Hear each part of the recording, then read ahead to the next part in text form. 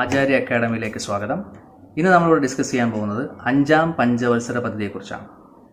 അപ്പോൾ നമുക്ക് പ്രധാനമായും ഒരു 5 പോയിന്റ്സ് മാത്രമാണ് പറയുക. ആ 5 പോയിന്റ്സും അതുമായി റിലേറ്റ് ചെയ്ത് നിൽക്കുന്ന മറ്റ് 2-3 ഫാക്ട് കൂടി പറഞ്ഞുകൊണ്ട് നമുക്ക് ഈ വീഡിയോ അവസാനിപ്പിക്കാവുന്നതാണ്. ഇനി 5ാം പഞ്ചവത്സര പദ്ധതിയുടെ പീരീഡ് 1974 മുതൽ 79 വരെയാണ്. ഒന്നുകൂടെ പറയാം, 5ാം പഞ്ചവത്സര പദ്ധതിയുടെ കാലഘട്ടം എന്ന് പറയുന്നത് 1974 മുതൽ 79 വരെയാണ്. ഓക്കെ, രണ്ടാമത്തെ പോയിന്റ്, ഈ പദ്ധതിയെ അറിയപ്പെടുന്നത് DD ധർ മോഡൽ എന്നാണ്. ഓക്കെ, ഈ പദ്ധതി അറിയപ്പെടുന്നത് DD ധർ മോഡൽ എന്നാണ് ഈ പദ്ധതിയെ അറിയപ്പെടുന്നത്. മൂന്നാമത്തെ പോയിന്റ്, ഈ പദ്ധതി കാലഘട്ടത്തിൽ പ്രധാനമായിട്ടും 2 കാര്യങ്ങൾക്കാണ് പ്രാധാന്യം കൊടുത്തത്. ഒന്ന്, പണപ്പെരുപ്പത്തെ നിയന്ത്രിക്കുക അല്ലെങ്കിൽ ഇൻഫ്ലേഷനെ കൺട്രോൾ ചെയ്യുക. രണ്ടാമതായിട്ട് ദാരിദ്ര്യ നിർമ്മാർജ്ജനം, റിമൂവൽ ഓഫ് പോവർട്ടി. ഈ 2 കാര്യങ്ങൾക്കാണ് ഈ പദ്ധതി കൂടുതൽ പ്രാധാന്യം നൽകിയത്. അതുകൊണ്ട് തന്നെ ഈ പദ്ധതി കാലഘട്ടത്തിൽ കേട്ട ഏറ്റവും വലിയൊരു മുദ്രാവാക്യമാണ് ഗരീബി ഹട്ടാവോ. അപ്പോൾ പരീക്ഷയ്ക്ക് ചോദിക്കാം, ഗരീബി ഹട്ടാവോ ഏത് പഞ്ചവത്സര പദ്ധതിയുമായി ബന്ധപ്പെട്ടതാണ്? അപ്പോൾ നിങ്ങൾക്ക് ഈസി ആയിട്ട് പറയാം, 5ാം പഞ്ചവത്സര പദ്ധതിയുമായി ബന്ധപ്പെട്ടതാണ് ഗരീബി ഹട്ടാവോ എന്ന മുദ്രാവാക്യം.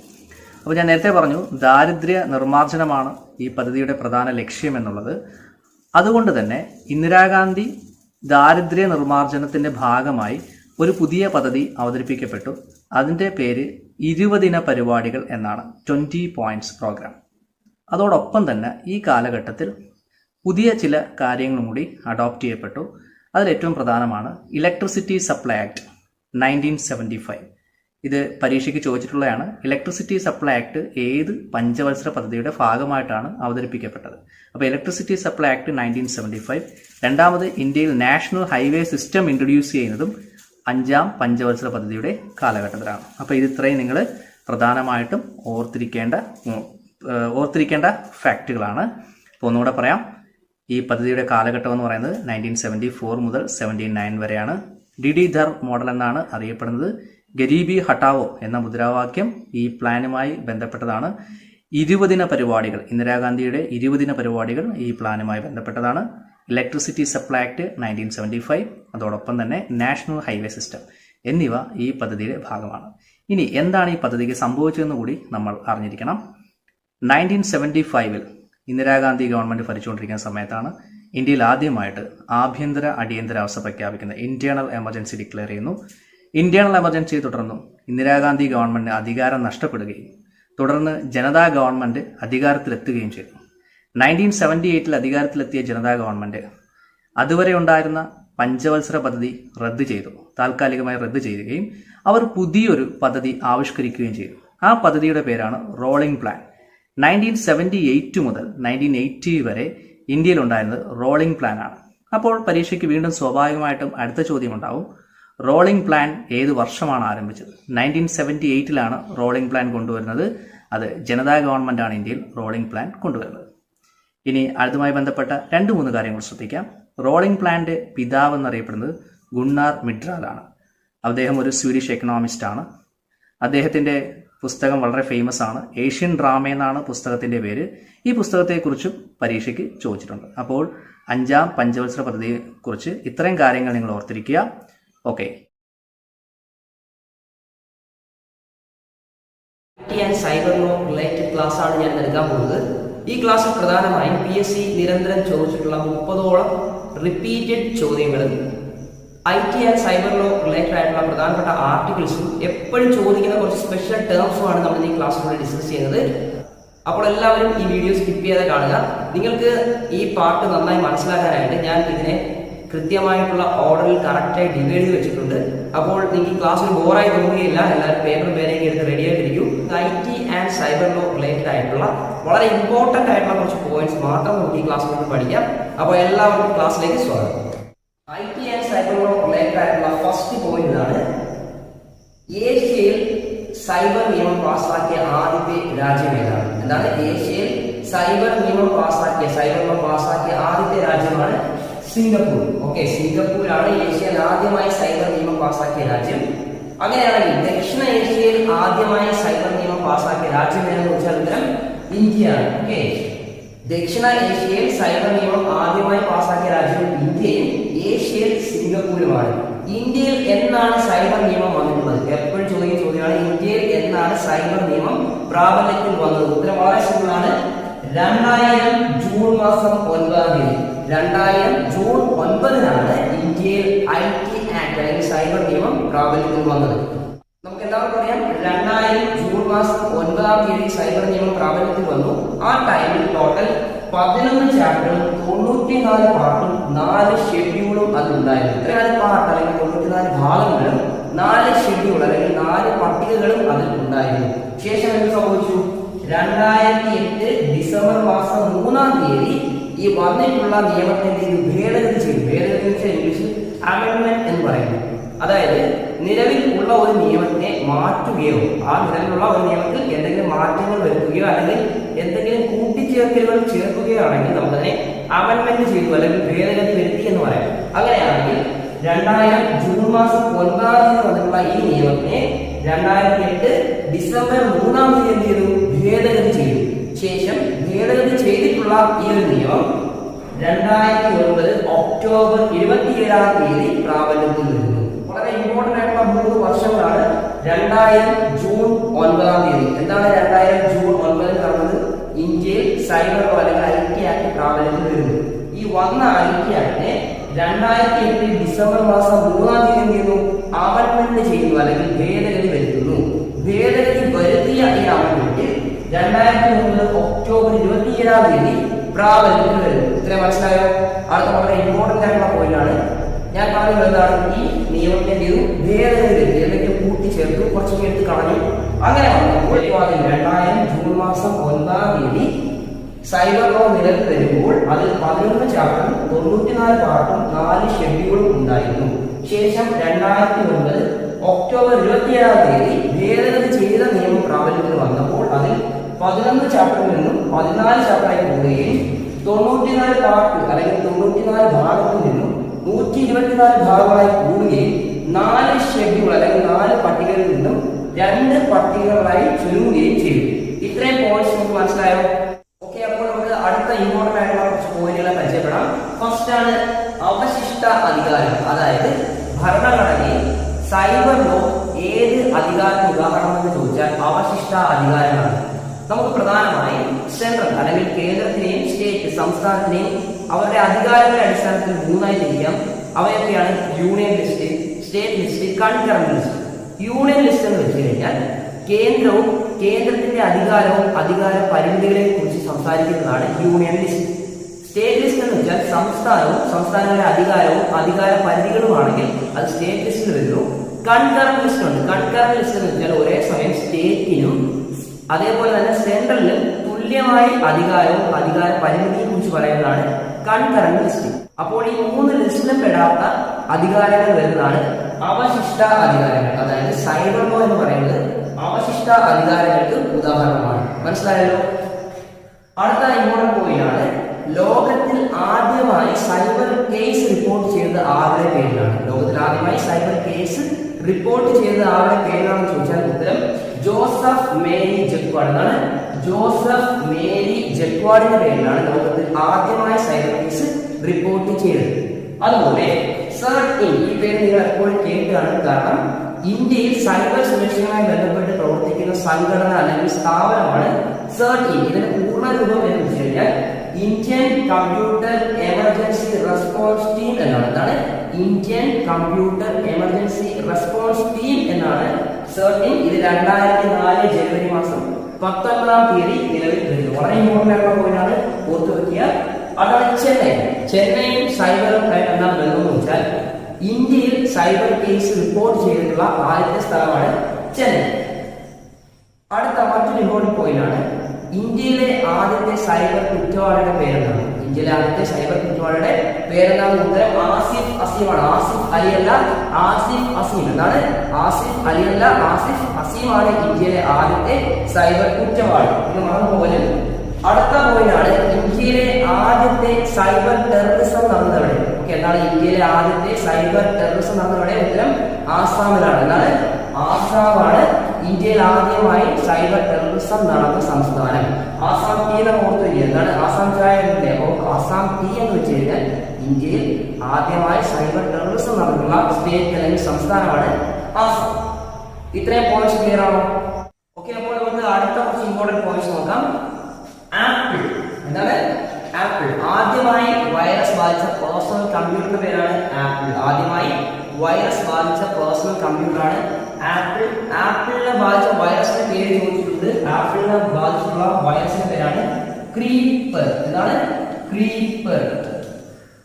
ആപ്പിളിനെ ബാധിച്ചിട്ടുള്ള വൈറസിന്റെ പേരായിരുന്നു ക്രീപ്പർ. അടുത്തതാണ് വളരെ ഇമ്പോർട്ടന്റ് ആയിട്ടുള്ള ചോദ്യം തന്നെയാണ് അടുത്തത്. 2017 150ഓളം രാജ്യങ്ങളെ ബാധിച്ച സൈബർ ആക്രമണത്തിന്റെ പേരെന്തായിരുന്നു എന്നാണ് ചോദ്യം. ഉത്തരം വാനാക്രൈ ആണ്. 2017 മെയ് മാസം 12-ാം തീയതി ഒരു വെള്ളിയാഴ്ച ദിവസമായിരുന്നു ഈ സംഭവം നടന്നത്. ഏകദേശം 150ഓളം രാജ്യങ്ങളിലായി 2,30,000-ഓളം കമ്പ്യൂട്ടേഴ്സിനെ ബാധിച്ച ഒരു സൈബർ ആക്രമണമായിരുന്നു വാനാക്രൈ. ഇത് ഇംഗ്ലീഷിൽ നമുക്ക് എഴുതാൻ WANACRY വാനാക്രൈ എന്ന് പറയുന്ന ഈ സൈബർ ആക്രമണം വളരെ ഭീകരമായിരുന്നു. ഓക്കെ, അടുത്ത പോയിന്റ് ആണ് ഇന്ത്യയിൽ ആദ്യമായി സൈബർ സ്റ്റാർട്ടിംഗ്. STALKING സ്റ്റാർട്ടിംഗ് എന്ന് പറയുന്നു. മലയാളത്തിൽ നമ്മൾ അതിനെ സ്റ്റാർട്ടിംഗ് എന്നത് നിങ്ങളുടെ ചോദ്യത്തിൽ കാണാൻ സാധിക്കും. സ്റ്റാർട്ടിംഗ്. ഓക്കെ, അപ്പോൾ ഇന്ത്യയിൽ ആദ്യമായി സൈബർ സ്റ്റാർട്ടിംഗ് നടന്നത് എവിടെയാണെന്ന് ചോദിച്ചാൽ ഉത്തരം ഡൽഹിയാണ്. ഓക്കെ, ഈ പോയിന്റ് മറന്നുപോലും. അടുത്താണ് ഇന്ത്യയിൽ സൈബർ നിയമം അല്ലെങ്കിൽ സൈബർ നിയമപ്രകാരം കേസ് ഉണ്ടായി. ആ കേസ് വാദിച്ച ആദ്യത്തെ വ്യക്തിയുടെ പേരാണ് പവൻ ദൂതൽ. പവൻ ദൂതലാണ് സൈബർ നിയമവുമായി ബന്ധപ്പെട്ടുള്ള ആദ്യത്തെ കേസ് വാദിച്ച വ്യക്തി. അടുത്തതായി കോടതി. സൈബർ കോടതി. ഇന്ത്യയിൽ സൈബർ കോടതി ആദ്യമായി നിലവിൽ വന്നത് എവിടെയാണ്? ന്യൂഡൽഹിയിലാണ് സൈബർ കോടതി ആദ്യമായി നിലവിൽ വന്നത്. അപ്പോൾ എല്ലാവർക്കും ഇത്രയും പോയിന്റ്സ് മനസ്സിലായോ? നമുക്ക് അടുത്ത പോയിന്റ്സിലേക്ക് പോകാം. സൈബർ നിയമപ്രകാരം വന്നിട്ടുള്ള കുറച്ച് കേസുകൾ റിപ്പോർട്ട് ചെയ്തിട്ടുണ്ട്. ആദ്യമായി ബന്ധപ്പെട്ടുള്ള കുറച്ച് പോയിന്റ്സ് ഒന്ന് നോക്കാം. First point France. ലോകത്തിൽ ഏറ്റവും കൂടുതൽ സൈബർ കേസ് റിപ്പോർട്ട് ചെയ്ത രാജ്യമാണ് ഫ്രാൻസ്. ഇന്ത്യയിൽ ഏറ്റവും കൂടുതൽ സൈബർ കേസ് റിപ്പോർട്ട് ചെയ്തിട്ടുള്ള സംസ്ഥാനമാണ് ആന്ധ്രാപ്രദേശ്. ഇന്ത്യയിൽ ഏറ്റവും കൂടുതൽ സൈബർ കേസുകൾ റിപ്പോർട്ട് ചെയ്തിട്ടുള്ള സ്റ്റേറ്റ് അല്ലെങ്കിൽ സംസ്ഥാനമാണ് ആന്ധ്രാപ്രദേശ്. ഇതുമായി റിലേറ്റഡ് ആയിട്ട് മറ്റൊരു ചോദ്യം പറയാം. ഇന്ത്യയിൽ ഏറ്റവും കൂടുതൽ സൈബർ കേസ് റിപ്പോർട്ട് ചെയ്യുന്ന നഗരം ഏതാണ്? ഓക്കെ, ഇന്ത്യയിൽ ഏറ്റവും കൂടുതൽ സൈബർ കേസ് റിപ്പോർട്ട് ചെയ്യുന്ന നഗരം ഏതാണെന്ന് ചോദിച്ചാൽ ഉത്തരം ബാംഗ്ലൂരാണ്. മറന്നുപോലും ഇന്ത്യയിൽ ഏറ്റവും കൂടുതൽ സൈബർ കേസ് റിപ്പോർട്ട് ചെയ്തത് ആന്ധ്രാപ്രദേശിൽ. ഇന്ത്യയിൽ ഏറ്റവും കൂടുതൽ സൈബർ കേസ് റിപ്പോർട്ട് ചെയ്യുന്ന നഗരം ചോദിച്ചാൽ ബാംഗ്ലൂരാണ്. കേരളത്തിൽ ഏറ്റവും കൂടുതൽ സൈബർ കേസുകൾ റിപ്പോർട്ട് ചെയ്തിട്ടുള്ള ജില്ല ഏതാണെന്ന് ചോദിച്ചാൽ ഉത്തരം പാലക്കാടാണ്. ഓക്കെ, പാലക്കാടാണ് കേരളത്തിൽ ഏറ്റവും കൂടുതൽ സൈബർ കേസ് റിപ്പോർട്ട് ചെയ്തിട്ടുള്ള ജില്ല. അടുത്തയാണ് കേരളത്തിലെ ഏറ്റവും അടുത്തതാണ് ഇന്ത്യയിലെ ആദ്യത്തെ മൈനോറിറ്റി സൈബർ വില്ലേജ് ഏതാണ്? ഓക്കെ, ഇന്ത്യയിലെ ആദ്യത്തെ മൈനോറിറ്റി സൈബർ വില്ലേജ് ആണ് ചന്ദോളി. രാജസ്ഥാനിലുള്ള ചന്ദോളിയാണ് ഇന്ത്യയിലെ ആദ്യത്തെ മൈനോറിറ്റി സൈബർ വില്ലേജ്. ഇത്രയും പോയിന്റ്സ് മനസ്സിലായോ? നമുക്ക് അടുത്ത പോയിന്റ്സിലേക്ക് പോകാം. അടുത്ത കുറച്ച് ഇമ്പോർട്ടന്റ് പോയിന്റ്സ് നോക്കാം. Asian school of cyber law. Asian school of cyber law സ്ഥിതി ചെയ്യുന്നത് എവിടെയാണ് ചോദിക്കാറുണ്ട്. ഉത്തരം പൂനെയാണ്. പൂനെയിലാണ് Asian school of cyber law സ്ഥിതി ചെയ്യുന്നത്. അടുത്താണ് ഇന്ത്യയിലെ ആദ്യത്തെ സൈബർ പോസ്റ്റ് ഓഫീസ് ഉള്ള സംസ്ഥാനം അല്ലെങ്കിൽ ഇന്ത്യയിലെ ആദ്യത്തെ സൈബർ പോസ്റ്റ് ഓഫീസ് നിലവിൽ വന്നത് എവിടെയെന്ന് ചോദിച്ചാൽ ഉത്തരം ചെന്നൈയിലാണ്. ഇന്ത്യയിലെ ആദ്യത്തെ സൈബർ പോസ്റ്റ് ഓഫീസ് വന്നത് ചെന്നൈയിലാണ്. അടുത്ത ചോദ്യമാണ് കേരളത്തിലെ ആദ്യത്തെ സൈബർ പോലീസ് സ്റ്റേഷൻ എവിടെയാണ്? ഉത്തരം സിമ്പിൾ ആണ്, പട്ടം. ട്രിവാൻഡ്രം എന്ന് പറയുന്ന അല്ലെങ്കിൽ തിരുവനന്തപുരം എന്ന് പറയുന്ന ജില്ലയിലെ പട്ടം എന്ന് പറയുന്ന സ്ഥലത്തെ പോലീസ് സ്റ്റേഷനാണ് കേരളത്തിലെ ആദ്യത്തെ സൈബർ പോലീസ് സ്റ്റേഷൻ. അടുത്തതാണ് മഹാരാഷ്ട്ര. ഇന്ത്യയിലെ ഒരു സംസ്ഥാനം ആ സംസ്ഥാനത്തുള്ള എല്ലാ ജില്ലകളിലും ആദ്യമായി സൈബർ പോലീസ് സ്റ്റേഷൻ സ്ഥാപിച്ചു. ആ സംസ്ഥാനത്തിന്റെ പേരാണ് മഹാരാഷ്ട്ര. അടുത്താണ് Rajiv Gandhi national cyber law. Okay, അതാണ് Rajiv Gandhi national cyber law സ്ഥിതി ചെയ്യുന്നത് എവിടെയാണ്? ഉത്തരം മധ്യപ്രദേശാണ്. എവിടെയാണ്? Madhya Pradesh. Rajiv Gandhi national cyber law സ്ഥിതി ചെയ്യുന്നത് എവിടെയാണ്? മധ്യപ്രദേശിലെ ഭോപ്പാൽ എന്ന് പറയുന്ന സ്ഥലത്താണ് Rajiv Gandhi national cyber law സ്ഥിതി ചെയ്യുന്നത്. ഓക്കെ, അപ്പോൾ ഇത്രയും പോയിന്റ്സ് നന്നായിട്ട് നോക്കുക. നമുക്ക് PSC പരീക്ഷയിൽ ചോദിക്കുന്ന അവസാനത്തെ കുറച്ച് പോയിന്റുകളൂടി പരിചയപ്പെടാം. Cyber cafe. ഇന്ത്യയിലെ ആദ്യത്തെ സൈബർ കഫേ എവിടെയായിരുന്നു എന്ന് ചോദിച്ചാൽ ഉത്തരം മുംബൈയിലാണ്. ഓക്കെ, മുംബൈയിലാണ് ഇന്ത്യയിലെ ആദ്യത്തെ സൈബർ കഫേ. അടുത്താണ് മുത്തൂറ്റ് ടെക്നോ പോളിസീസ്. ഈ പേര് നിങ്ങൾ കേൾക്കുകയാണ്. എന്താണ് മുത്തൂറ്റ് ടെക്നോ പോളിസീസ്? ഇത് കേരളത്തിലെ ആദ്യത്തെ സ്വകാര്യ മേഖലയിലെ ടെക്നോ പാർക്കിന്റെ പേരാണ്. എന്താണ്?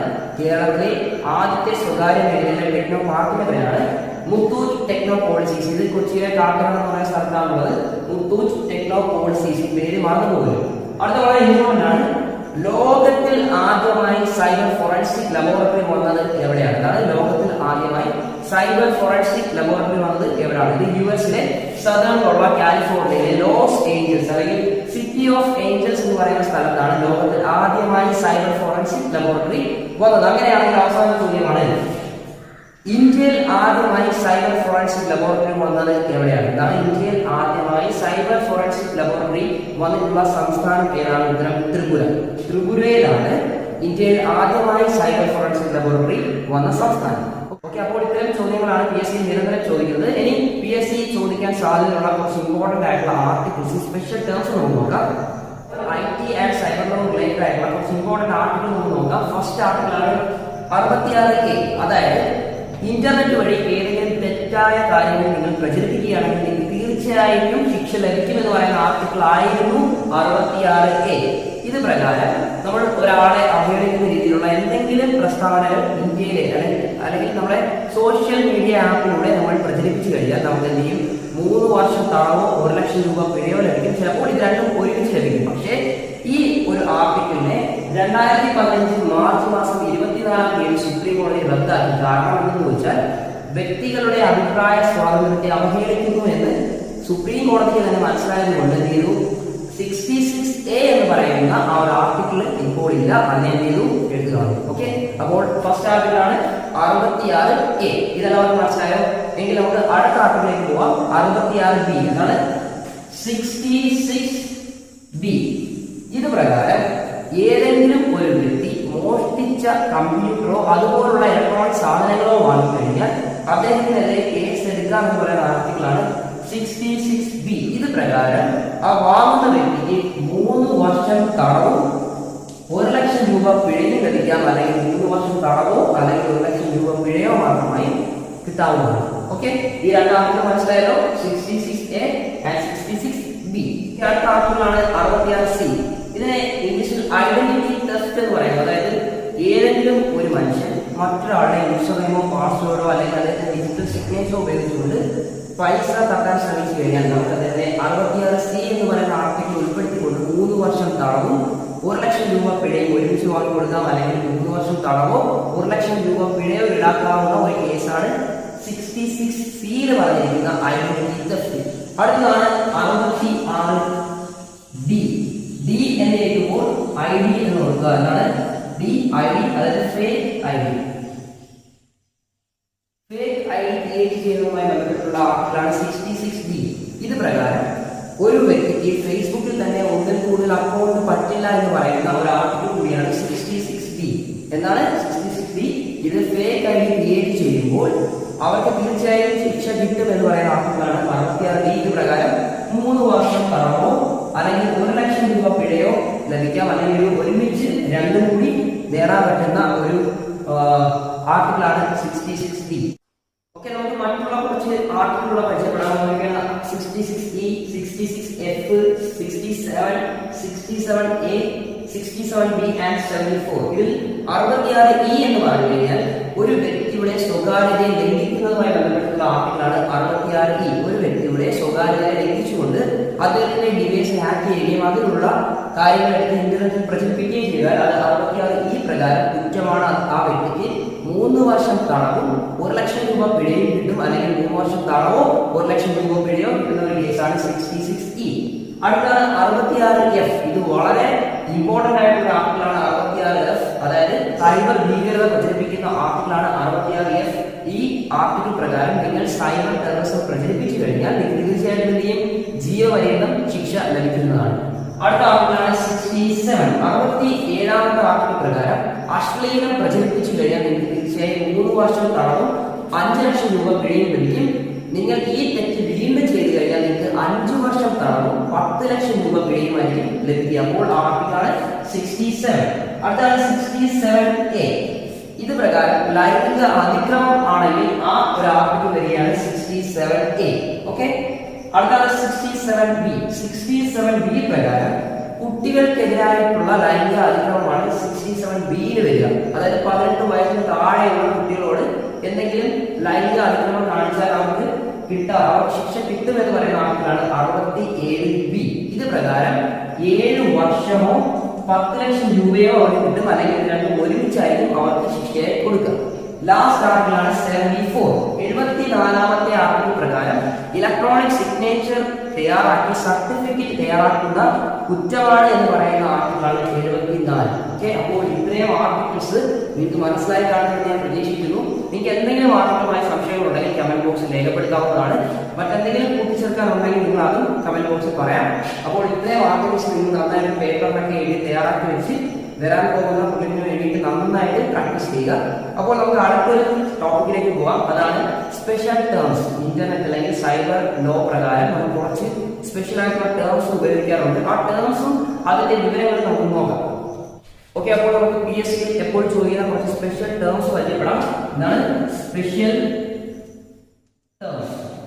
എപ്പോഴും PSC ചോദിക്കുന്ന കുറച്ച് സ്പെഷ്യൽ ടേംസ് ഉണ്ട്. ഹാക്കിംഗ്. എന്താണ് ഹാക്കിംഗ്? അല്ലെങ്കിൽ ആരെയാണ് നമ്മൾ ഹാക്കേഴ്സ് എന്ന് വിളിക്കുക? മറ്റൊരു വ്യക്തിയുടെ കമ്പ്യൂട്ടറിൽ നിന്ന് വിവരങ്ങൾ ചോർത്തുന്ന വ്യക്തിയാണ് നമ്മൾ ഹാക്കർ അല്ലെങ്കിൽ ഹാക്കർമാർ എന്ന് വിളിക്കുക, അല്ലേ? പ്രധാനമായും 3 ടൈപ്പ് ഹാക്കേഴ്സ് ആണ് ഉള്ളത്. First one is white hat hacker. എന്താണ്? വെള്ള തൊപ്പി ധരിച്ചിട്ടുള്ള hackers. Second black hat hacker. എന്താണ്? ബ്ലാക്ക് ഹാറ്റ് ഹാക്കർ, അതായത് കറുത്ത തൊപ്പി ധരിച്ചിട്ടുള്ള ഹാക്കർമാർ. 3 ഗ്രേ ഹാറ്റ് ഹാക്കർ. ഇങ്ങനെ 3 ഹാക്കേഴ്സ് ആണ് ഉള്ളത്. ഇതിൽ വൈറ്റ് ഹാറ്റ് ഹാക്കറിനെ നമ്മൾ എത്തിക്കൽ ഹാക്കേഴ്സ്, അല്ലെങ്കിൽ ഏതെങ്കിലും ഒരു കാര്യം നല്ലൊരു ഉദ്ദേശത്തോടുകൂടി ചെയ്യുന്ന ആളുകളെ വിളിക്കുന്ന പേരാണ് വൈറ്റ് ഹാറ്റ് ഹാക്കേഴ്സ്. രണ്ടാമത്തെ വ്യക്തിയാണ് ബ്ലാക്ക് ഹാറ്റ് ഹാക്കേഴ്സ്, അതായത് ഏതെങ്കിലും ദുരുദ്ദേശത്തോടു കൂടി മറ്റുള്ളവരുടെ കമ്പ്യൂട്ടറിനെ ഹാക്ക് ചെയ്താൽ ആ വ്യക്തി നമുക്ക് ബ്ലാക്ക് ഹാറ്റ് ഹാക്കേഴ്സ് എന്ന് വിളിക്കാം. മൂന്നാമത്തെ വ്യക്തിയാണ് ഗ്രേ ഹാറ്റ് ഹാക്കേഴ്സ്, അതായത് ഒരേ സമയം നല്ല കാര്യത്തിനും മറ്റൊരു സമയം ദൂഷ്യപരമായ അല്ലെങ്കിൽ ദുരുപയോഗപരമായിട്ടുള്ള കാര്യങ്ങൾ ചെയ്യുന്ന വ്യക്തിയെ നമ്മൾ ഗ്രേ ഹാറ്റ് ഹാക്കേഴ്സ് എന്ന് വിളിക്കുന്നു. അപ്പോൾ ഈ 2 സ്പെഷ്യൽ ടേംസും നന്നായി നമ്മൾ മനസ്സിലാക്കി വയ്ക്കുക. നമുക്ക് മൂന്നാമത്തെ സ്പെഷ്യൽ ടേം നോക്കാം. നിരന്തരം ചോദിക്കുന്ന 4 സ്പെഷ്യൽ ടേംസ്, അവസാനത്തെ 4 സ്പെഷ്യൽ ടേംസ് നമുക്ക് പരിചയപ്പെടാൻ പോവുകയാണ്. Salami attack, snooping, squatting and staffing. Salami attack എന്ന് വെച്ച് കഴിഞ്ഞാൽ കമ്പ്യൂട്ടർ എക്സ്പേർട്സ് ആയിട്ടുള്ള വ്യക്തികൾ ബാങ്കിൽ നടത്തുന്ന കുറ്റകൃത്യങ്ങളാണ് സലാമി അറ്റാക്സ് എന്ന് പറയുന്നത്. അതാണ് കമ്പ്യൂട്ടർ എക്സ്പേർട്സ് ആയിട്ടുള്ള വ്യക്തികൾ ബാങ്കിൽ നടത്തുന്ന കുറ്റകൃത്യങ്ങളെയാണ് സലാമി അറ്റാക്ക് എന്ന് പറയുന്നത്. അടുത്താണ് സ്നൂപ്പിംഗ്. സ്നൂപ്പിംഗ് എന്ന് വെച്ച് കഴിഞ്ഞാൽ ഒരു വ്യക്തി അറിയാതെ അദ്ദേഹത്തിന്റെ ഫയൽസ് അല്ലെങ്കിൽ ഡേറ്റകളെ നമ്മൾ വായിക്കുന്നതിനെയാണ് സ്നൂപ്പിംഗ് എന്ന് പറയുന്നത്. വളരെ ഇമ്പോർട്ടന്റ് ആണ് സ്നൂപ്പിംഗ്. പല എക്സാമിൽ ചോദിക്കാറുണ്ട്. സ്നൂപ്പിംഗ് എന്ന് വെച്ചാൽ ഒരു വ്യക്തി അറിയാതെ അദ്ദേഹത്തിന്റെ ഫയൽസിനെയോ ഡേറ്റാസിനെയോ നമ്മൾ റീഡ് ചെയ്ത് കഴിഞ്ഞാൽ അതെ സ്നൂപ്പിംഗ് എന്ന് പറയാം. അടുത്തതാണ് സ്ക്വാട്ടിംഗ് വളരെ ഇമ്പോർട്ടന്റ് ആണ്. സ്ക്വാട്ടിംഗ് എന്ന് വെച്ച് കഴിഞ്ഞാൽ ഫേമസ് ആയിട്ടുള്ള ഏതെങ്കിലും ഒരു വെബ്സൈറ്റിന്റെ ഡൊമൈൻ നാമത്തോട് അല്ലെങ്കിൽ ഡൊമൈനിന്റെ പേരോട് സാമ്യമുള്ള ഡൊമൈൻസിനെ നമ്മൾ നിർമ്മിക്കുകയും അതുവഴി സാമ്പത്തിക ലാഭം നേടിയെടുക്കുകയും ചെയ്താൽ അത് നമുക്ക് സ്ക്വാട്ടിംഗ് എന്ന് പറയാം. എന്താണ്? ഫേമസ് ആയിട്ടുള്ള ഏതെങ്കിലും ഒരു വെബ്സൈറ്റിന്റെ ഡൊമൈൻ നാമത്തോട് സെയിം ആയിട്ടുള്ള ഡൊമൈൻ നാമം നമ്മൾ ഉണ്ടാക്കുകയും അതുവഴി ആളുകളെ ആകർഷിച്ച് പൈസ തട്ടുകയും ചെയ്താൽ അതിനെ സ്ക്വാട്ടിംഗ് എന്ന് പറയാം. അവസാന ടേമാണ് സ്റ്റാക്കിംഗ്. സ്റ്റാക്കിംഗ് റിലേറ്റഡ് ചോദ്യം നമ്മൾ ഓൾറെഡി ഡിസ്കസ് ചെയ്ത് കഴിഞ്ഞു. സ്റ്റാക്കിംഗ് എന്ന് വെച്ച് കഴിഞ്ഞാൽ ഏതെങ്കിലും ഒരു വ്യക്തിക്ക് നിരന്തരമായിട്ടുള്ള ഫോൺ കോൾസോ ഇമെയിൽസോ മെസ്സേജോ സോഷ്യൽ മീഡിയ വഴി നിരന്തരമായിട്ടുള്ള കോളുകളോ ഒക്കെ വന്നു കഴിഞ്ഞാൽ നമുക്കതിനെ സ്റ്റാക്കിംഗിന്റെ കേസിൽ ഉൾപ്പെടുത്താം. അപ്പോൾ +2 പ്രിലിമിനറി ബേസ്ഡ് ആയിട്ടുള്ള IT and cyber law related ആയിട്ടുള്ള വളരെ ഇമ്പോർട്ടന്റ് പോയിന്റ്സ് അടങ്ങിയിട്ടുള്ള ഒരു ക്ലാസ് ആണ് ഞാൻ എടുത്തത്. നിങ്ങൾക്ക് എന്തെങ്കിലും സംശയങ്ങളോ കുറച്ചുകൂടി കൂട്ടിച്ചേർക്കണമെന്ന് തോന്നിയോ ചെയ്താൽ നിങ്ങൾ തീർച്ചയായും കമന്റ് ബോക്സിൽ രേഖപ്പെടുത്തണം. Thank you.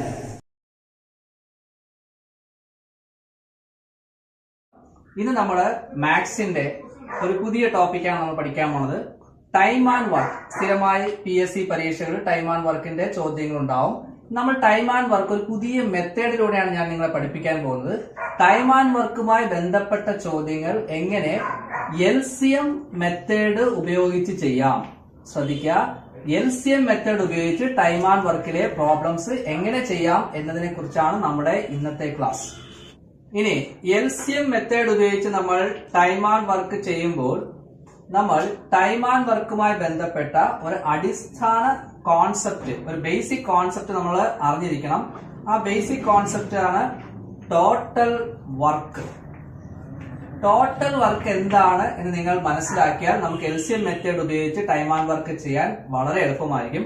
ടോട്ടൽ വർക്ക് കൊണ്ട് ഇവിടെ അർത്ഥമാക്കുന്നത് നമ്പർ ഓഫ് മെൻ അല്ലെങ്കിൽ നമ്പർ ഓഫ് വർക്കേഴ്സ്. നമ്മളിപ്പോ ഒരു ജോലി ഇപ്പം 3 പേര് അല്ലെങ്കിൽ 2 പേര് അല്ലെങ്കിൽ 5 പേര് ഒരു ജോലി ഇത്ര ദിവസം കൊണ്ട് ചെയ്യുന്നതായിരിക്കും തരുന്നത് പരീക്ഷയ്ക്ക്. അല്ലെങ്കിൽ രാജു ഒരു ജോലി 10 ദിവസം കൊണ്ട്, രാമു ഒരു ജോലി 15 ദിവസം കൊണ്ട് എന്നൊക്കെ ആയിരിക്കും പരീക്ഷയ്ക്ക് തരുന്നത്. അപ്പൊ number of men into number of days. Okay, number of men into number of days ആവാം അല്ലെങ്കിൽ നമ്പർ ഓഫ് ടൈം ആവാം. അതായത് എത്ര ആളുകൾ എത്ര സമയം അത് തമ്മിൽ ഗുണിക്കുന്നതാണ് ടോട്ടൽ വർക്ക് എന്ന് പറയുന്നത്. ഈ ടോട്ടൽ വർക്കിന്റെ ഈ കോൺസെപ്റ്റ് നിങ്ങൾ അറിഞ്ഞിരുന്നാൽ നമുക്ക് ടൈം ആൻഡ് വർക്ക് LCM കൂടെ ചെയ്യാം. ഇനി ടൈം ആൻഡ് വർക്കിൽ നമ്മൾ LCM അപ്ലൈ ചെയ്യുമ്പോൾ അവിടെ LCM ആയിരിക്കും എപ്പോഴും ടോട്ടൽ വർക്ക് എന്ന് പറയുന്നത്. അപ്പൊ അവിടെ ടോട്ടൽ വർക്ക് ഈക്വൽ ടു എന്തായി മാറുന്നു? തന്നിരിക്കുന്ന ഡേയ്സിന്റെ LCM ആയിരിക്കും അവിടെ ടോട്ടൽ വർക്കായിട്ട് മാറുന്നത്. അപ്പം ഈ ഒരു കോൺസെപ്റ്റ് നിങ്ങൾ ഓർത്തിരുന്നാൽ നിങ്ങൾക്ക് ഇനി ഞാൻ പറയാൻ പോകുന്ന ഓരോ പ്രോബ്ലംസും വളരെ എളുപ്പത്തിൽ നിങ്ങൾക്ക് ചെയ്യാൻ സാധിക്കുന്നതാണ്. ഇനി എത്ര ബുദ്ധിമുട്ടുള്ള പ്രോബ്ലം ആയാൽ പോലും ടൈം ആൻഡ് വർക്കുമായി ബന്ധപ്പെട്ട എത്ര ഡിഫിക്കൽട്ട് ആയിട്ടുള്ള പ്രോബ്ലം ആയാലും നിങ്ങൾക്ക് LCM മെത്തേഡിലൂടെ ചെയ്യാൻ സാധിക്കും. ആദ്യത്തെ ക്വസ്റ്റ്യനിലേക്ക് പോവാം. ചോദ്യം ഇതാണ്: P ഒരു ജോലി 20 ദിവസം കൊണ്ടും Q അതേ ജോലി 30 ദിവസം കൊണ്ടും തീർക്കുമെങ്കിൽ അവർ 2 പേരും കൂടി ആ ജോലി എത്ര ദിവസം കൊണ്ട് തീർക്കും? അതായത് P ഒരു ജോലി 20 ദിവസം കൊണ്ടും Q അതേ ജോലി 30 ദിവസം കൊണ്ടും തീർക്കുമെങ്കിൽ അവർ 2 പേരും കൂടി ആ ജോലി എത്ര ദിവസം കൊണ്ട് തീർക്കും എന്നതാണ് ചോദ്യം. നമുക്ക് ഓപ്ഷൻസ് നോക്കാം. ഒന്നാമത്തെ ഓപ്ഷൻ 15 ആണ്, രണ്ടാമത്തെ ഓപ്ഷൻ 12 ആണ്, മൂന്നാമത്തെ ഓപ്ഷൻ 18 ആണ്, നാലാമത്തെ ഓപ്ഷൻ 9 ആണ്. നമുക്കിത് എങ്ങനെയാണ് LCM മെത്തേഡിൽ ചെയ്യുന്നത് നമുക്കൊന്ന് നോക്കാം. ഓക്കെ, അപ്പൊ നമ്മൾ നോക്കാം.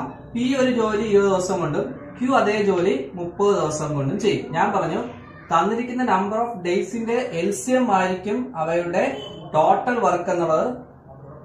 നമ്മൾ LCM മെത്തേഡിലൂടെ ടോട്ടൽ വർക്ക് എന്നുള്ള കോൺസെപ്റ്റ് വരുമ്പോൾ എന്താ പറഞ്ഞത്?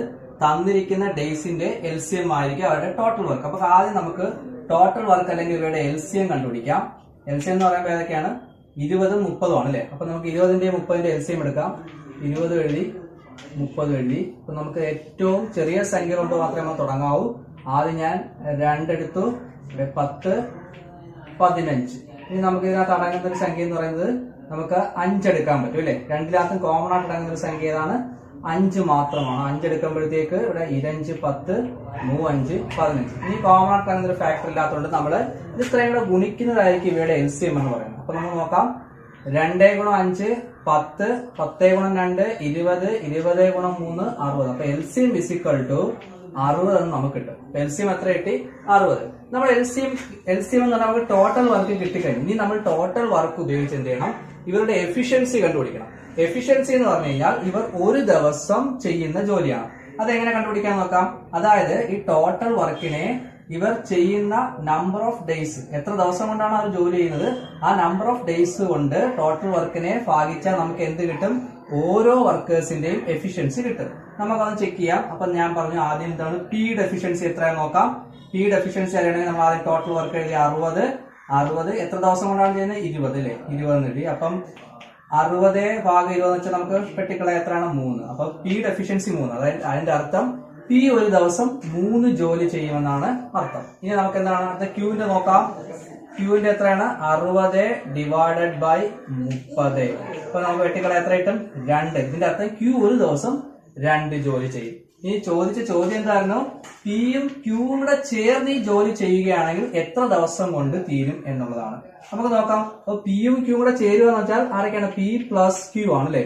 അപ്പൊ രണ്ടുകൂടെ ചേരുക എന്ന് വെച്ചാൽ P ഒരു ദിവസം 3 ജോലി ചെയ്യും, Q ഒരു ദിവസം 2 ജോലി ചെയ്യും. രണ്ടിനും കൂടെ ചേരുമ്പോഴോ ഒരു ദിവസം 5 ജോലി ചെയ്യും അല്ലെ? അങ്ങനെയാണെങ്കിൽ ഇവർ എത്ര ദിവസം കൊണ്ട് ജോലി തീർക്കുക വെച്ചാൽ ടോട്ടൽ വർക്ക് എത്രയാണ്? 60 ആണ് അല്ലെ? അപ്പം ടോട്ടൽ വർക്കിനെ നമ്മൾ എന്ത് ചെയ്താൽ മതി? അവർ ഒരു ദിവസം ചെയ്യുന്ന ജോലി കൊണ്ട് ഡിവൈഡ് ചെയ്താൽ മതി. അപ്പൊ 60 ഭാഗം 5 എത്ര കിട്ടും? 12. ഓക്കെ, അപ്പൊ ഓപ്ഷനിൽ 12 നോക്കെ ഉണ്ട്. അപ്പൊ ആൻസർ എന്താണ്? 12 ആണ്. ഇങ്ങനെയാണ് നമ്മൾ LCM മെത്തേഡ് ഉപയോഗിച്ച് നമ്മൾ ടൈം ആൻഡ് വർക്കിലെ ഉത്തരങ്ങൾ കണ്ടുപിടിക്കുന്നത്. ഇത് ആദ്യം നിങ്ങൾക്ക് കുറച്ച് ബുദ്ധിമുട്ടായിട്ട് തോന്നുമെങ്കിലും പക്ഷെ ഇതാണ് ഏറ്റവും എളുപ്പമുള്ള മെത്തേഡ്. മാത്രമല്ല ഈ മെത്തേഡ് നമുക്ക് എല്ലാ കണക്കിലും അപ്ലൈ ചെയ്യാനും സാധിക്കും. ടൈം ആൻഡ് വർക്കിന്റെ ഏത് തരം പ്രോബ്ലം ചോദിച്ചാലും നമുക്ക് അപ്ലൈ ചെയ്യാൻ സാധിക്കും. അതുകൊണ്ട് നിങ്ങൾ ഈ ഒറ്റ മെത്തേഡ് മാത്രം പഠിച്ചാൽ മതി. അപ്പൊ നമുക്ക് ഈ പ്രോബ്ലം നിങ്ങൾ ഒന്നും കൂടെ ഒന്ന് റിപ്പീറ്റ് ചെയ്ത് കാണുക. എന്തെങ്കിലും സംശയം ഉണ്ടെങ്കിൽ നിങ്ങൾ എന്ത് ചെയ്യുക, താഴെ കമന്റ് ചെയ്യുക. ഓക്കെ, നമുക്ക് രണ്ടാമത്തെ ചോദ്യത്തിലേക്ക് പോവാം. രണ്ടാമത്തെ ചോദ്യം ഇതാണ്: പി ഒരു ജോലി 10 ദിവസം കൊണ്ടും ക്യൂ ആ ജോലി 12 ദിവസം കൊണ്ടും ആർ ആ ജോലി 15 ദിവസം കൊണ്ടും ചെയ്യും. ശ്രദ്ധിക്കുക, പി 10 ദിവസം, ക്യൂ 12 ദിവസം, ആർ 15 ദിവസം കൊണ്ടും ചെയ്യും. അവർ 3 പേരും കൂടി ആ ജോലി എത്ര ദിവസം കൊണ്ടും ചെയ്യും? ഓക്കെ, പി 10 ദിവസം കൊണ്ട് ചെയ്യുന്ന ജോലി, ക്യൂ 12 ദിവസം കൊണ്ട് ചെയ്യുന്ന ജോലി, ആർ 15 ദിവസം കൊണ്ട് ചെയ്യുന്ന ജോലി, അവർ 3 പേരും കൂടി ചേർന്നാൽ ആ ജോലി എത്ര ദിവസം കൊണ്ട് ചെയ്യും? ഓപ്ഷൻസ് നോക്കുക. Options A 4, options B 8, options C 6, option D 5. നമുക്കിനി എങ്ങനെയാണിത് കണ്ടെത്തുന്നത് നമുക്ക് നോക്കാം LCM മെത്തേഡിലൂടെ. ഓക്കെ, നമുക്ക് സൊല്യൂഷൻസിലേക്ക് വരാം.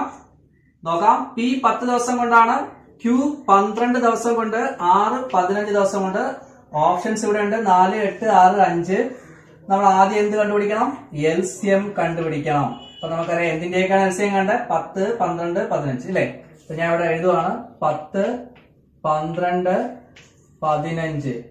ഓക്കെ, 10, 12, 15 എഴുതി LCM എടുക്കാൻ പോവാണ്. ഏറ്റവും ചെറിയ സംഖ്യ എടുക്കാം, 2 എടുക്കാം അല്ലെ? 2 10, 6 12, 15 അതുപോലെ എഴുതുക. കാരണം 2 15 അടങ്ങത്തില്ല. വീണ്ടും പോവാം. നമുക്കിനി എന്തെടുക്കാം? 3 എടുത്തൂടെ? 3 എടുക്കാം. 5 അടങ്ങത്തില്ല, അതുകൊണ്ട് എഴുതി 23 6, 3 15. ശരിയല്ലേ? ഇനി നമുക്ക് എന്തെടുക്കാം? 5 എടുക്കാം. 1 5, 2 1. ഇനി പ്രത്യേകിച്ച് പൊതുഘടകങ്ങളില്ല, അതുകൊണ്ട് ഇത് ഇത്രയും കൂടെ ഗുണിക്കുന്നതായിരിക്കും LCM എന്ന് പറയുന്നത്. നോക്കാം. 23 6, 6 5 30, 30 × 2 60. അപ്പൊ LCM വീണ്ടും എത്ര കിട്ടി? നമുക്ക് 60 എന്ന് കിട്ടി. LCM എത്ര കിട്ടി? 60. 60 ആണെന്ത്? Total work. വീണ്ടും നമുക്ക് പഴയതുപോലെ എഫിഷ്യൻസി കണ്ടുപിടിക്കാം. ആദ്യം നമുക്ക് പിയുടെ എഫിഷ്യൻസി നോക്കാം. പിയുടെ എത്രയാണ് ഇവിടെ? 10 ആണ്. ടോട്ടൽ വർക്ക് എത്രയാണ്? 60. അപ്പൊ 60 ഭാഗം 10 6 അല്ലേ? ഇനി അടുത്ത ക്യൂവിന്റെ നോക്കാം. 60 ഭാഗം 12 5. ഇനി ആറിന്റെ നോക്കാം. 60 ഭാഗം 15 4. എഫിഷ്യൻസിയും കിട്ടിക്കഴിഞ്ഞു. ഇനി എന്താണ് പറയുന്നത്? ഇവർ 3 പേരും കൂടെ ഒരുമിച്ച് ചെയ്താൽ ആ ജോലി എത്ര ദിവസം കൊണ്ട് തീരുമെന്നാണ് പറയുന്നത്. അപ്പൊ 3 പേരും കൂടെ ഒരുമിച്ച് എന്ന് പറയുന്നത് P plus Q plus R വരും അല്ലെ? അപ്പൊ ഏതൊക്കെയാണ്? 6 അധികം 5 അധികം 4 അല്ലെ? അപ്പൊ 6 4 10 5 15. അപ്പൊ എത്രയാണ്? ഒരു ദിവസം ഇവർ 3 പേരും കൂടി 15 ജോലിയാണ് ചെയ്യുന്നത്. ടോട്ടൽ വർക്ക് എത്രയാണ്? 60 ആണല്ലേ? ടോട്ടൽ വർക്ക് 60 ആണ്. അപ്പം ഇവർ ഒരു ദിവസം 15 ജോലി ചെയ്യും. അങ്ങനെയാണെങ്കിൽ എത്ര ദിവസം കൊണ്ട് തീരും? 4 ദിവസം കൊണ്ട് തീരും. ഓപ്ഷനിൽ 4 ഉണ്ടോ നോക്കൂ. 4 ഉണ്ട്. ആൻസർ 4 ആണ്. അപ്പോൾ ഈ മെത്തേഡ് എത്ര എളുപ്പമാണെന്ന് നിങ്ങൾ ശ്രദ്ധിക്കൂ.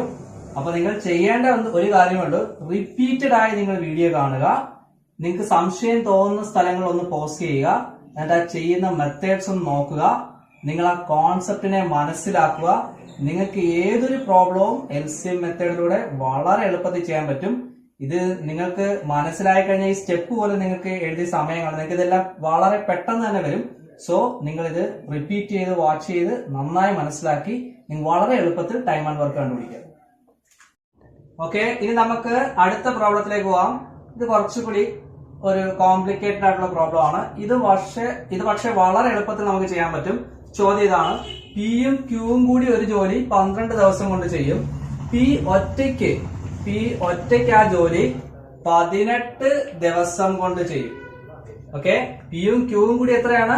12 ദിവസം കൊണ്ടാണ്. പി ഒറ്റയ്ക്ക് ആ ജോലി 18 ദിവസം കൊണ്ട് ചെയ്യും. അങ്ങനെയാണെങ്കിൽ ക്യൂ ഒറ്റയ്ക്ക് ആ ജോലി എത്ര ദിവസം കൊണ്ട് ചെയ്യുമെന്നാണ് ചോദിച്ചിരിക്കുന്നത്.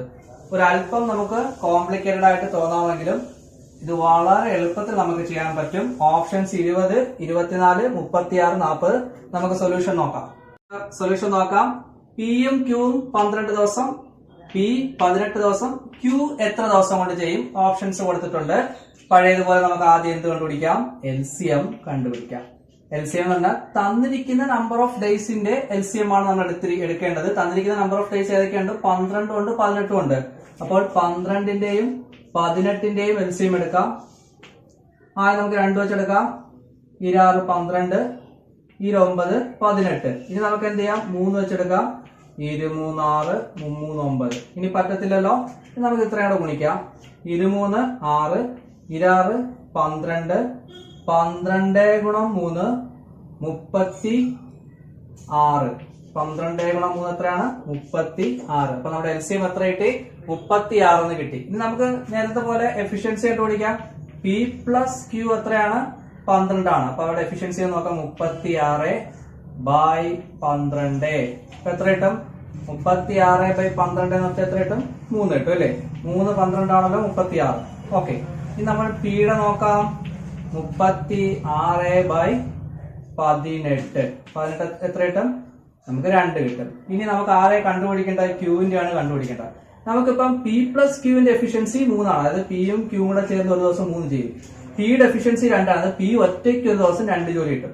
അപ്പോൾ ഇവിടെ നിന്ന് ഈ P പ്ലസ് ക്യൂവിൽ നിന്ന് നമുക്ക് ആരുടെ കണ്ടുപിടിക്കാൻ പറ്റും? ക്യൂയുടെ എഫിഷ്യൻസി കണ്ടുപിടിക്കാൻ സാധിക്കും.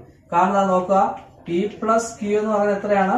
3 ആണ്. നമുക്ക് പിയുടെ തന്നിട്ടുണ്ട്. P ഇസിക്കൽ ടു എത്രയാണ്? 2 ആണ്. അപ്പൊ ക്യൂ എന്ത് കിട്ടും? ക്യൂ എന്ന് പറയുന്നത് എന്താണ്? 3 മൈനസ് 2 ആയിരിക്കും. ഓക്കെ, ക്യൂ എന്ന് പറയുന്നത് എന്തായിരിക്കും? 3 മൈനസ് 2 എത്ര കിട്ടും? 1 കിട്ടും അല്ലേ? അപ്പൊ പിയുടെ എഫിഷ്യൻസി നമുക്ക് എത്രയെന്ന് പറയാം? 1 ആണെന്ന് പറയാം. ഓക്കെ, അപ്പൊ പിയുടെ എഫിഷ്യൻസി എത്ര? ക്യൂവിന്റെ എഫിഷ്യൻസി നമുക്ക് എത്രയെന്ന് പറയാം? 1 ആണെന്ന് പറയാം. പിയുടെ അല്ല, ക്യൂവിന്റെ എഫിഷ്യൻസി നമുക്ക് 1 ആണെന്ന് പറയാം. അങ്ങനെയാണെങ്കിൽ ടോട്ടൽ വർക്ക് എത്രയാണ്? 36 ആണ് അല്ലേ? ക്യൂ ഒരു ദിവസം ഒരു ജോലിയെ ചെയ്യത്തുള്ളൂ. അങ്ങനെയാണെങ്കിൽ ജോലി എത്ര ദിവസം കൊണ്ട് ചെയ്യും? 36 ദിവസം കൊണ്ടാണ് ചെയ്തത്. അപ്പോൾ ആൻസർ എത്രയാണ്? 36 ആണ്. അപ്പോൾ നിങ്ങൾ ചെയ്യേണ്ട കാര്യം ഇത്രയേ ഉള്ളൂ. ക്വസ്റ്റ്യൻസ് അതിന്റെ സൊല്യൂഷൻസ്, ക്വസ്റ്റ്യൻ ആദ്യം മനസ്സിലാക്കുക, രണ്ടാമത് അതിന്റെ സൊല്യൂഷൻ ഒരു വട്ടം കൂടി നിങ്ങളൊന്ന് റിപ്പീറ്റ് അടിച്ച് കാണുക. വളരെ ഈസിയാണ്, സിമ്പിൾ ടെക്നിക്കാണ്. ഓക്കെ, ഇനി നിങ്ങൾക്കായിട്ടുള്ള ചോദ്യമാണ്. നിങ്ങൾ ഈ ചോദ്യം, ഞങ്ങൾ തരുന്ന ചോദ്യം നിങ്ങൾ മനസ്സിലാക്കിയതിനു ശേഷം നിങ്ങൾ സ്വന്തമായിട്ട് ഞാൻ പറഞ്ഞ മെത്തേഡിലൂടെ ഇതിന്റെ ആൻസർ കണ്ടുപിടിക്കാൻ ശ്രമിക്കുക. ആൻസർ കണ്ടെത്തിയതിനു ശേഷം നിങ്ങൾ ഞങ്ങൾക്ക് ഇത് കമന്റ് ചെയ്യുക. ഇതിന്റെ സൊല്യൂഷനുമായി ഞങ്ങൾ അടുത്ത വീഡിയോയിൽ വരുന്നതായിരിക്കും. പക്ഷേ നിങ്ങളുടെ കമന്റുകൾ ഞങ്ങൾക്ക് ഏറ്റവും അത്യാവശ്യമാണ്. ചോദ്യം ഇതാണ്: പിയും ക്യൂവും കൂടി ഒരു ജോലി 10 ദിവസം കൊണ്ട് ചെയ്യും. ഇമ്പോർട്ടന്റ് ആണ്. പിയും ക്യൂവും കൂടെ ഒരു ജോലി 10 ദിവസം കൊണ്ടും ക്യൂവും ആറും കൂടി അതേ ജോലി 12 ദിവസം കൊണ്ടും, ഇനി ആറും പിയും കൂടി ആ ജോലി 15 ദിവസം കൊണ്ടും ചെയ്യും എങ്കിൽ പി ക്യു ആർ ഇവ ഒരുമിച്ച് ആ ജോലി എത്ര ദിവസം കൊണ്ട് ചെയ്യും? ഓപ്ഷൻസ് ഇതൊക്കെയാണ്: 4, 2, 8, 6. ഓക്കെ, അപ്പം ചോദ്യം നന്നായി വായിക്കുക. ഇതിനു മുമ്പ് നമ്മൾ ചെയ്ത ഓരോ സൊല്യൂഷനും എടുത്ത് നന്നായിട്ടൊന്ന് മനസ്സിലാക്കുക. അതിനുശേഷം നിങ്ങൾ സ്വന്തമായി ചെയ്യുക. നിങ്ങളുടെ ആൻസറുകൾ കമന്റുകളായി രേഖപ്പെടുത്തുക. തീർച്ചയായും നമുക്ക് ഇതിന്റെ സൊല്യൂഷനുമായി അടുത്ത വീഡിയോയിൽ കാണാം. എല്ലാവർക്കും നന്ദി, നമസ്കാരം.